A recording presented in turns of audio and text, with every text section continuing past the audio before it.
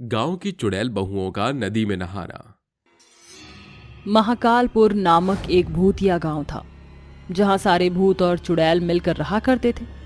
बस फर्क इतना था कि वह भूतिया लोग की जगह धरती लोग पर थे, जहां उन्हें बिना शक्ति आम लोगों की तरह ही रहना पड़ रहा था।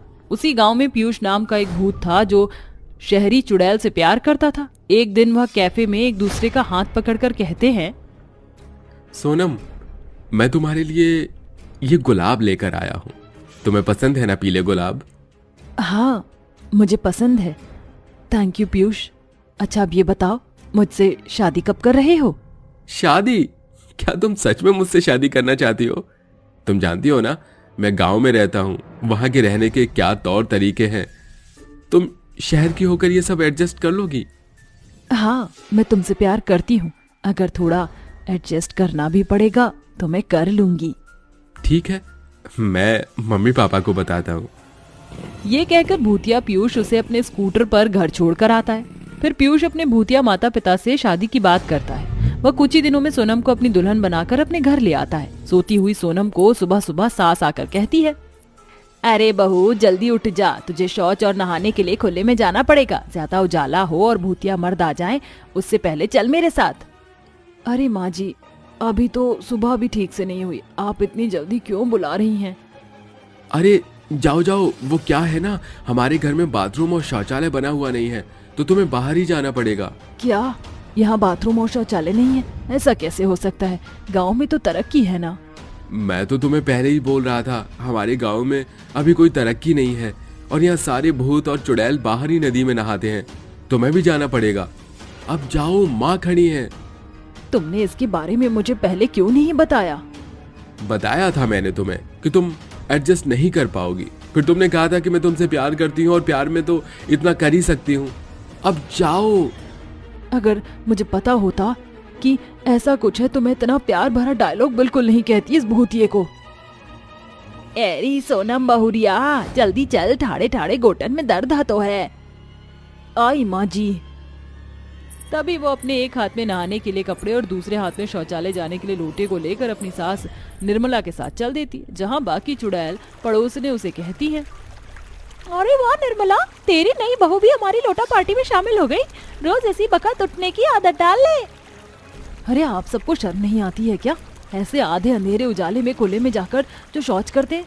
मेरे शहर में तो ऐसा नहीं था, वहाँ तो बाथरूम होते हैं सबके पास। अरे बहू होते होंगे, पर ये गाँव है ना, अभी तो हम सब नहाने भी जाएंगे नदी में, बड़ा मजा आएगा। जिसके बाद सोनम चुड़ैल बहू बाकी गांव की बहुओं के साथ झाड़ियों में बैठकर शौच करती है। तत्पश्चात नदी में जाकर सबके साथ स्नान करती है तो कहती है, चलो कोई बात नहीं, इसको मैं स्विमिंग पूल समझकर इसमें नहा लेती हूँ, पर ये भी ठीक नहीं है। अरे बहू मैं हूँ ना, चिंता मत कर। और मैं अभी तो हूँ ही, तुम्हारी तरह अभी 4 महीने पहले ही शादी हुई है मेरी। धीरे धीरे सब सीख जाओगी, चिंता मत करो। तभी वो उन सब औरतों के साथ नदी में नहाने लगती है। तभी नहाते वक्त झाड़ी के पीछे 2 भूत दिखाई देते हैं जो उसे देखते हैं तो वो कहती है, माँ जी, यहाँ कोई है। मैंने देखा कोई हमें इस झाड़ी से देख रहा था, ये बहुत गलत बात है। अरे बहू, तुझे कोई गलतफहमी हो रही होगी, यहाँ कोई भी नहीं है। हाँ बहू।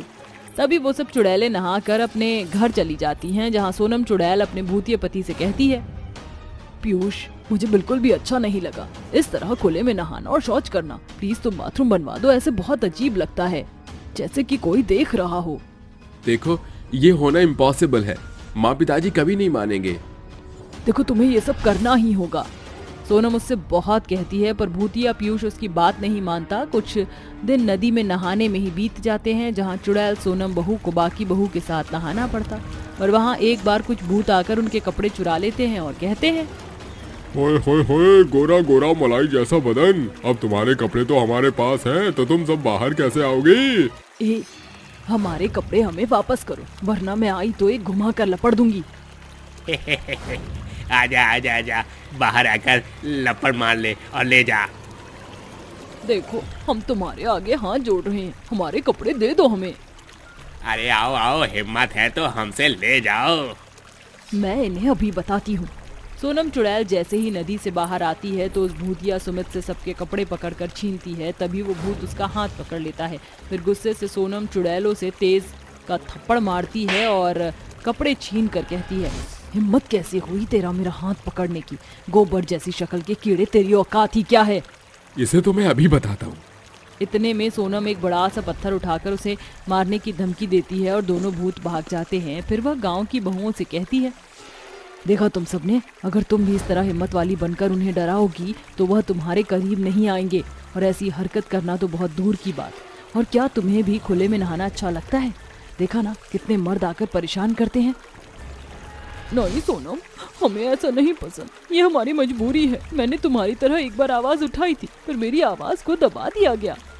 सविता ठीक कहती है, ये सब हमें नहीं पसंद। एक बार तो गांव की एक बहू की नदी में डूबने से जान जाते जाते बची थी। वादा करो मेरे साथ देकर खुले में नहाने का विरोध करोगी? हाँ हाँ, हम ऐसा ही करेंगे। तभी वहाँ स्कूटर से सोनम चुड़ैल का ससुर गुजरता है तो सोनम को ऐसे देख लेता है, जिससे सोनम नदी में जा डुबकी लगाती है और सारी औरतें भी। फिर सोनम का भूतिया ससुर वीरेंद्र चला जाता है। घर आकर सोनम चुड़ैल पीयूष को वीरेंद्र की बात बताती है तो पीयूष कहता है, तो क्या हुआ, खुले में नहाओगी तो डुबकी लगानी तो होगी ही पल्लू करने के लिए। तुम क्या बोल रहे हो? तुम्हें पता भी है, अगर तुम बाथरूम बनवाते तो मुझे ऐसा नहीं करना पड़ता। मैंने तुम्हें बताया नहीं, लेकिन देखो मेरे सर पर थोड़ी चोट आई है। ससुर जी को शर्म नहीं आती जो उस रोड से जा रहे थे, ये पता होने के बावजूद भी और देख रहे हैं। मुझे ये बहुत गलत है पीयूष, तुम्हें सोचना चाहिए। ठीक है, मैं पिताजी से बात करता हूँ। करनी है तो ठीक से करना, और बाथरूम घर में बनवाने की परमिशन मांग लेना। वैसे तो तुम गांव वाले कहते हो बहू में तुम्हारे घर की इज्जत होती है, फिर अपनी इज्जत को खुद बाहर ऐसे क्यों नहाने देते हो जिससे इज्जत जाए? बहू तू ये क्या बोली? तेरे ससुर जी नहीं मानेंगे। अरे घर में ये सब बनवाकर अशुद्ध हो जाता है घर। नहीं माँ जी, मैं अब और ऐसे खुले में नहीं नहा सकती, और मेरी तरह गांव की चुड़ैल बहुएं भी परेशान हैं। जो मेरी चीज मेरे साथ हो रही है वो सब उनके साथ हो चुकी है, और वो कहती नहीं है, पर अब बहुत हुआ। ये कहकर चुड़ैल बहू घर से निकलकर बाकी चुड़ैल बहुओं के पास जाकर उन्हें खुले में नदी में नहाने का विरोध करती है, जिसके बाद सारी चुड़ैल बहुएं हाथ में बोर्ड लिए धरना करती हैं। हमारी मांग पूरी करो, हमारी मांग पूरी करो, खुले में नहाने का विरोध करो, विरोध करो, अपना बाथरूम बनवाना होगा ही होगा, ऐसे नहीं चलेगा, नहीं चलेगा। तभी गांव का मुखिया उसकी बात को मना करता है कि कविता चुड़ैल आकर रोते हुए कहती है, मुखिया जी बचाइए, बचाइए, मेरी बेटी को बचाइए। वो नदी में नहा रही थी पर अब वो डूब रही है, कोई बचाओ उसे।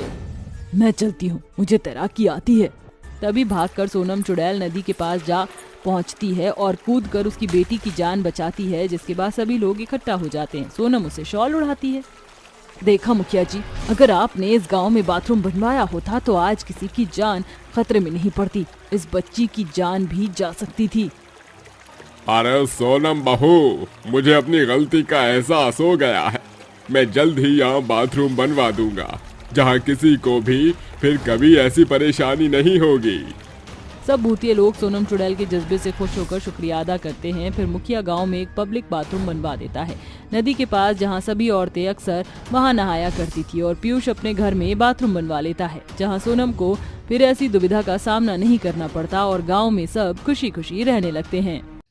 ट्रेन की पटरी पर फंसी चुड़ैल की बेटियां। शीलापुर नामक एक गांव था, जहां बीच में एक रेलवे ट्रैक पड़ता था।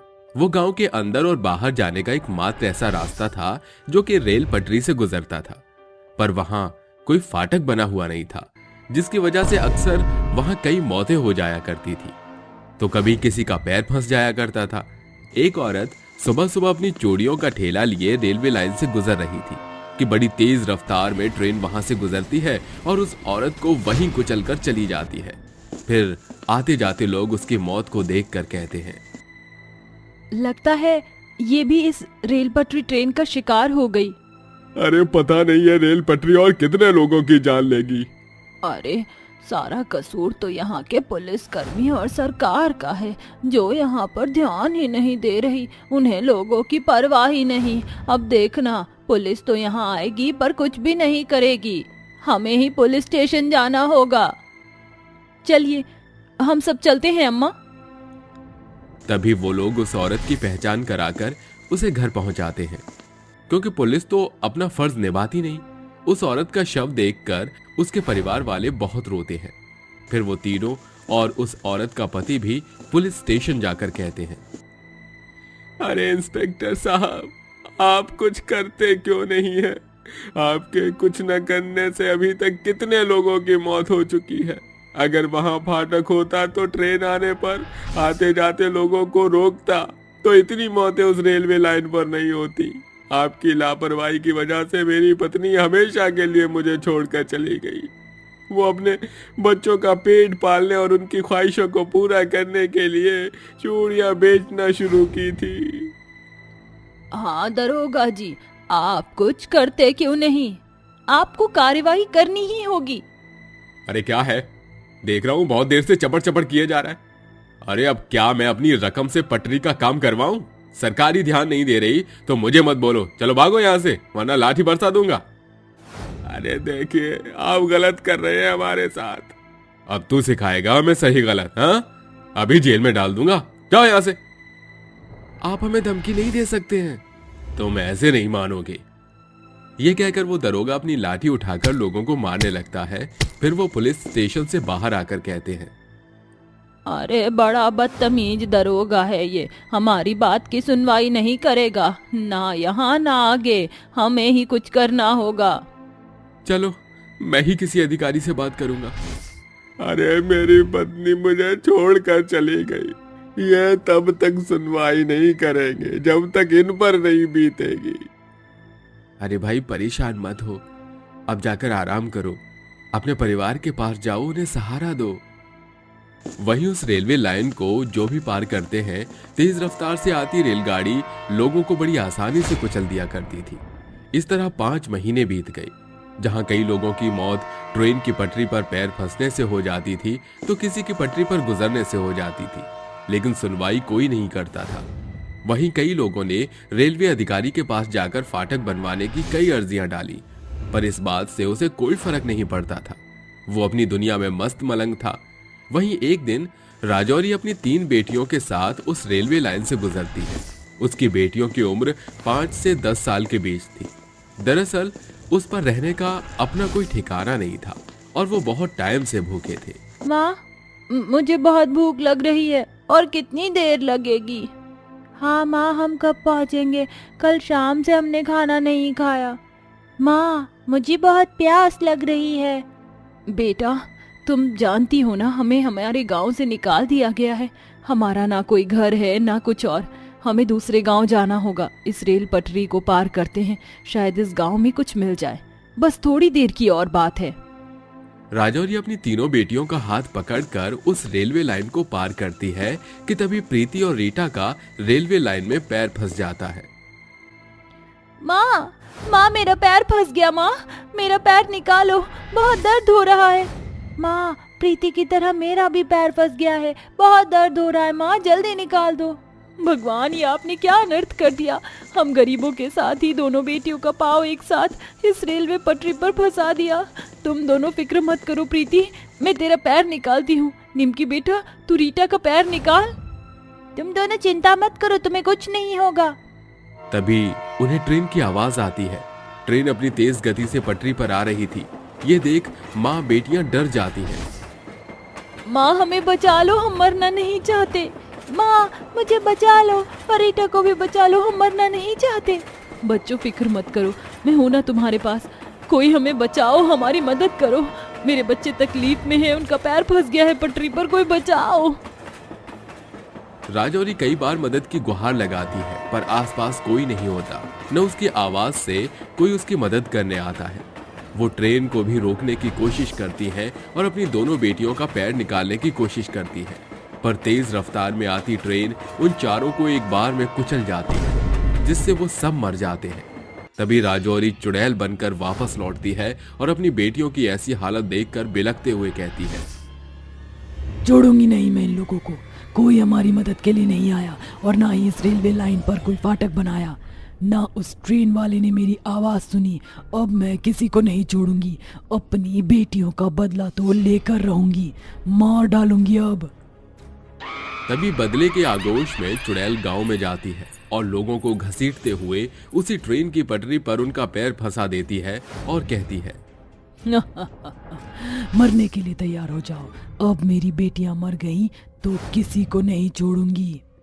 ये कहते ही वो चुटकी बजाते ही वो ट्रेन को बुलाती है और ट्रेन उसे कुचल देती है। ऐसे ही वो कईयों की जान पटरी पर लेती है और गांव में भटकने के बाद उसे पता चलता है कि वहां का रेलवे अधिकारी और पुलिसकर्मी दोनों ही ढीठ हैं, जो लोगों की सुनवाई नहीं कर रहे हैं। तभी पुलिस वाले के पास वो जाकर कहती है, तू ही है ना वो ढीठ कामचोर पुलिस वाला जो लोगों की सुनवाई नहीं कर रहा? क्या तुझे किसी की मौतें दिखाई नहीं देती? अपना फर्ज तू ऐसे निभा रहा है। अरे चुड़ैल, तू मुझसे लोगों की वकीली करने आई है?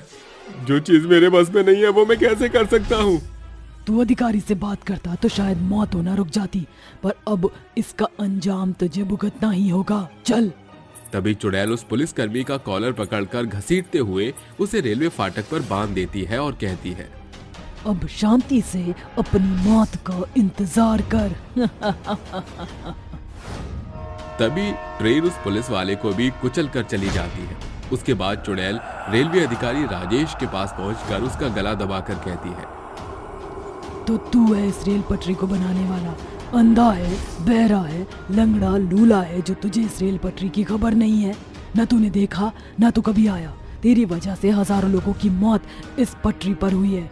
तेरी वजह से मेरी 3 बेटियां और मैं भी इस दुनिया से टाटा बाय बाय हो गई, और अब तेरा वक्त आ गया है इस दुनिया को टाटा बाय बाय करने का।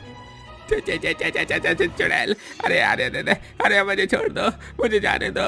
मैं बेहक गया था। पैसे बचाने के चक्कर में मैंने वहाँ जानबूझकर फाटक नहीं बनवाया, और मुझे माफ कर दो। मैं नहीं मानती कि तुझे जरा सा भी पछतावा है मेरी बात का या हजारों लोगों की मौतों का, पर असली दर्द तो तुझे अब होगा। चुड़ैल अधिकारी को घसीटते हुए ले जाती है और एक पेड़ के सहारे बांध देती है। फिर उसकी पत्नी और बेटी को उस रेल पटरी पर लिटाकर बांध देती है और कहती है, देख जरा, डर अपनी आंखों में भी देख। तेरी बेटी और बीवी इस रेल पटरी पर हैं। जब ट्रेन आएगी ना और ट्रेन उन पर से गुजर कर चली जाएगी तो तेरी बीवी और बच्चों के चिथड़े हो जाएंगे। तब तुझे समझ आएगा लोगों का दर्द क्या होता है। ये कहते ही चुड़ैल तेज रफ्तार में ट्रेन को उनकी तरफ भेजती है, जिससे रेल अधिकारी की आंखों में डर का मंजर साफ दिखाई देता है और वो गिड़गिड़ाने लगता है, अरे मुझे माफ कर दो, मेरी बीवी और बच्चे को छोड़ दो। मैं दोबारा ये गलती नहीं करूंगा और फौरन फाटक बनवा दूंगा। छोड़ दो मुझे, मेरी बीवी को और मेरी बेटी को छोड़ दो। मैं तुम्हारे पैर पड़ रहा हूँ, मुझे छोड़ दो, छोड़ दो, छोड़ दो।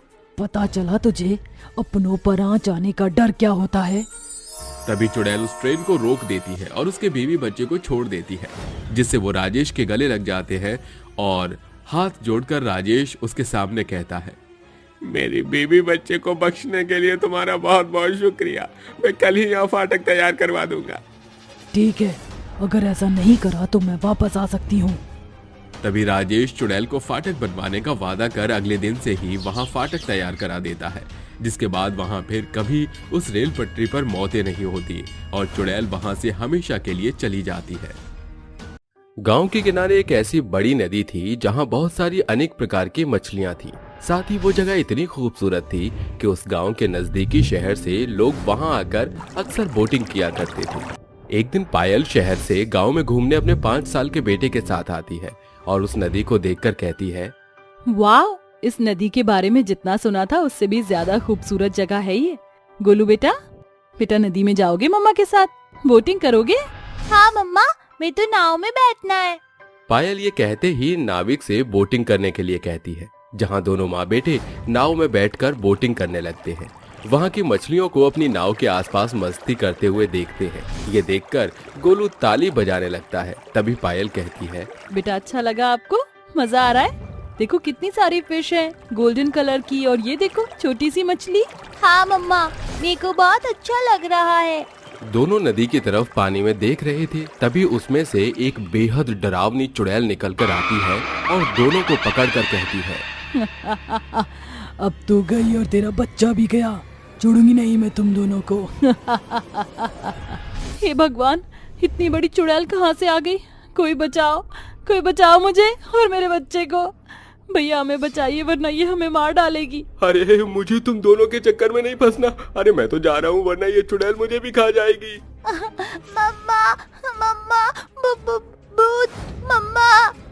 डर मत गोलू बेटा, मैं तेरे साथ हूँ। नाव वाले भैया, आप हमें छोड़कर कैसे जा सकते हैं? पायल उस नाविक से मदद की गुहार लगाती है लेकिन वो नाव वाला नाव से कूदकर उन्हें छोड़कर चला जाता है। तभी चुड़ैल दोनों को पकड़कर कहती है, वो डरपोक तो तुम दोनों को छोड़कर भाग गया। अब तुम दोनों का क्या होगा? मरने के लिए तैयार हो जाओ। देखो मैं यहाँ नहीं रहती, भगवान के लिए मुझे और मेरे बच्चे को छोड़ दो। क्यों हमें मारना चाहती हो? ऐसे कैसे छोड़ दूं? और वैसे भी जो भी इस नदी में आता है मैं उसे जिंदा मार देती हूँ। मैं न तुम पर रहम खाऊंगी और ना तुम्हारे छोटे से बच्चे पर। ये कहते ही चुड़ैल पायल और उस बच्चे को बेरहमी के साथ मार डालती है। आखिर क्यों चुड़ैल ने इन दोनों की जान ले ली? क्या चुड़ैल का पायल और उसके बच्चों से कोई नाता था या कुछ और बात थी? आखिर क्यों चुड़ैल नदी में आने वाले इंसान को मारा करती थी? जानने के लिए कहानी के पहलुओं को सुलझाते हैं। कुछ दिन बाद वहाँ एक कपल बोटिंग करते हैं। दोनों एक दूसरे के प्यार में डूबे थे और नदी के बीचों बीच उनकी नाव रुकी थी। जानू, तुम मेरे लिए क्या क्या कर सकते हो? अरे जान, तुम कहो तो तुम्हारे लिए आसमान से तारे तोड़ लाऊं, तुम कहो तो ये जग छोड़ दूं, तुम कहो तो हर किसी से मुंह मोड़ लूं, बस तुम कहो तो। अरे वाह जानू, इतनी अच्छी शायरी मेरे लिए। अरे तुम लैला मजनू का हो गया हो तो अब मैं नाव आगे बढ़ाऊं। लो, अभी भी नहीं सुना इन्होंने। ये कहकर नाविक जैसे ही नाव आगे बढ़ाता है तो यकायक उस नदी में एक भयानक बवंडर आता है। तभी वो लैला मजनू, हमारा मतलब सुमन और प्रवीण, इस बवंडर से डर जाते हैं और कहते हैं, अरे ये रोमांटिक माहौल में तूफान कैसा? प्रवीण जल्दी से कुछ करो, ये बवंडर हमारी ओर आ रहा है। अरे ये कोई चूहा तो है नहीं जिसे मैं पकड़ लूं। अरे भागो यहाँ से, तुम देख क्या रहे हो? नाव आगे बढ़ाओ भैया। नाव वाला जब तक नाव आगे बढ़ाता, बवंडर तेजी से उनके पास आ चुका था, जिसके बाद उनकी नाव पलट गई थी और तीनों पानी में गिर गए थे। तभी उस बवंडर के बाद चुड़ैल आती है और हवा में उड़ते हुए कहती है, इतना डर क्यों रहे हो? नदी में मस्ती करनी ही तो आए थे। आज के बाद कभी मस्ती करने लायक नहीं रहोगे। बचाओ बचाओ, कोई हमें, चुड़ैल से बचाओ। प्रवीण मैं डूब रही हूँ, मुझे बचाओ। अरे अरे ओ पागल औरत, या मैं खुद को तो बचा नहीं पा रहा, तुझे कैसे बचाऊं? वेल डन, बहुत बढ़िया। तुम तो मेरे बिना मारे ही मर जाओगे, क्योंकि तैरना तो आता नहीं। नाव वाला स्मार्ट था जो तैर कर निकल गया, और तुम शहर के छपरी लोग ची ची ची ची ची ची ची ची। ये कहते ही चुड़ैल उन दोनों को भी जान से मार डालती है। ऐसे जो भी उस नदी में आता, चुड़ैल उन सबको बेरहमी से मार डालती। ऐसे ही एक दिन प्रेरणा अपने स्कूल के बच्चों को उस नदी के किनारे पिकनिक पर लाई थी। बच्चों, तुम सबने कभी गांव में मस्ती नहीं की, इसलिए आज मैं तुम्हें पिकनिक पर लाई हूँ। सबसे पहले हम नाव में बोटिंग करेंगे। ये अब तो मजा आएगा। और ये यहाँ का वातावरण कितना अच्छा है। कुछ देर बाद प्रेरणा अपने सभी बच्चों को लेकर नाव में बैठ जाती है, जिसके बाद नाविक उन्हें नाव में घुमाता है। बच्चे वहाँ का मौसम और मछलियों का बार बार उनके सामने आकर वापस नदी में डुबकी मारना देखकर बहुत खुश हो रहे थे। बच्चों, तुम्हें अच्छा तो लग रहा है? हाँ मैम, यहाँ तो बहुत मजा आ रहा है, स्कूल से भी ज्यादा। सभी मस्ती कर रहे थे। तभी अचानक से उनकी नाव पानी में हिलने लगती है। फिर तेजी से उनकी तरफ एक बवंडर आता है। ये देखकर प्रेरणा कहती है, अरे ये क्या हो रहा है? बच्चों अच्छे से नाव पकड़ लो, डरना मत। भैया ये क्या हो रहा है? अरे लगता है फिर से वो चुड़ैल आ रही है। अरे जल्दी से नाव भगाता हूँ। नाविक नाव को जल्दी बढ़ाता है। इतने में चुड़ैल आकर उनकी नाव रोक लेती है और कहती है, ये बच्चे फिर से मेरी नजरों के सामने आ गए। अब तो इन्हें मैं बिल्कुल नहीं छोड़ूंगी, मार डालूंगी इन सबको। ये तुम कैसी बातें कर रही हो? आखिर इन छोटे बच्चों ने तुम्हारा क्या ही बिगाड़ा है जो तुम इन्हें मारना चाहती हो? जाने दो हमें यहाँ से। नहीं छोड़ूंगी किसी को, सब मरोगे। देखो ऐसे मत करो, एक बार इन मासूम बच्चों की आंखों में देखो। क्या तुम अभी इन्हें मारना चाहोगी? प्रेरणा की बातें सुनकर चुड़ैल बच्चों की आंखों में देखती है, जिसके बाद उसे अपनी गलतियों का एहसास होता है और वो कहती है, मुझे माफ कर दो, मुझसे गलती हो गई। अपने बदले के चक्कर में मैं अंधी हो गई थी, जो लोगों को मारती गई। क्या तुम मुझसे अपना दर्द बांटना चाहोगी? हाँ, 1 साल पहले की बात है। मैं इस नदी पर अक्सर मछलियाँ पकड़ने आती थी। एक दिन 4 बच्चे इस नदी के किनारे खेल रहे थे। मैंने उन्हें देखा तो कहा, ये क्या कर रहे हो? चलो भागो यहाँ से, ये नदी बहुत गहरी है, खतरा है यहाँ। आप हमें ऐसे भगा नहीं सकती। तुम्हें एक बार की बात समझ नहीं आ रही? ये बोलकर गोपी बच्चों को डंडे से डराकर भगा देती है, जिसके बाद बच्चों को बहुत बुरा लगता है। आंटी ने हमें कैसे डंडे से भगाया? अब तो हमें इनसे बदला लेना ही होगा, पर कैसे? शाम को जब ये आंटी मछलियाँ पकड़ने जाएंगी तो इनकी नाव में हम छेद कर देंगे, तब इन्हें पता चलेगा। ये कहते ही बच्चे बिल्कुल वैसा करते हैं, जिसके बाद गोपी नाव में नदी के बीचों बीच जाती है। तभी कुछ देर बाद उसकी नाव में पानी भरने लगता है, जिस वजह से उसकी नाव डूब जाती है और न तैरने की वजह से गोपी की मौत वहीं हो जाती है। मरने के बाद मैंने उन बच्चों को बहुत परेशान किया और बदले के चक्कर में फिर मैं नदी में आने वाले हर इंसान को मारने लगती, पर अब मुझे बहुत शर्मिंदा महसूस हो रहा है। अच्छा हुआ जो तुमने मेरी आंखें खोल दी। अरे इसकी कोई जरूरत नहीं है, तुम्हें अपनी गलती का पछतावा है, ये काफी है। हाँ, अब मुझे चलना होगा, मैं फिर कभी किसी को परेशान नहीं करूंगी। ऐसा कहकर चुड़ैल हमेशा के लिए वहां से चली जाती है, जिसके बाद बच्चे अपनी पिकनिक मनाते हैं।